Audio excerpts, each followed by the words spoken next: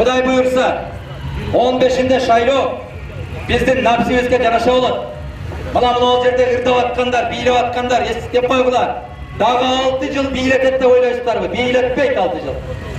6 yıl sızdatar. Ben açık aytayım. Bana Noken'e gelgende de. Bu bizim Koçkaratada da, Mayını Su'da da.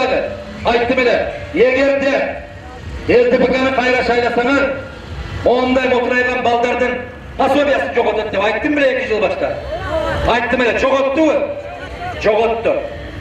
Hazır emi çoğun endim, sağın uyu var eken, atandın şugulisi var eken de, oşol pasobiyalardı çok oturtar. Dağı yakında bir mesele girgizip otarttılar. Al mesele ne olgan mesele? Madumarov tezinde girgizip koygun, 1. klasdan 4. klaska çeyinki bekar tamam. Bana oşolun çok otar. Barakel'de. Sonra bayette. 5 yıl gubernatör olup işledim. 5 deyindik mesele çeştin boşlu. Çeşken yoksun. Çeşmeysin daha. Ben işlep geldim değil. İşlep gelgen yok. 26 yılda Kırgızistan'da yedigen sahası okuyalar oldu. Bakadağı bak deşi mümkün öyle. Bırak sokendin oğuzdan bir söz çıkmaydı. Nege? Kork! Aytalığınımız aytadan olmayın.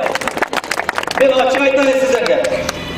Gelse kol çağır, çayını içip hazır camana da bol kaldışlar, kol çağı öyle deyip dindirip koyar. Haydan geldişler. Turayka sayırıkça çaldar ve baldar ve bar arlaşıp etti.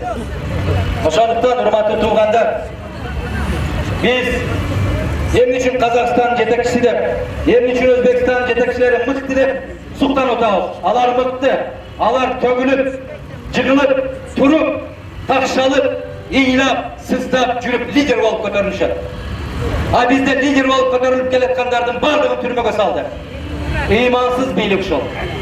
Madumarov prezident olup kalsa, olur zaman 1 saatin içinde mıyzamsız kamakta catkan sızlavatkanlardan bardığı boşalttılar.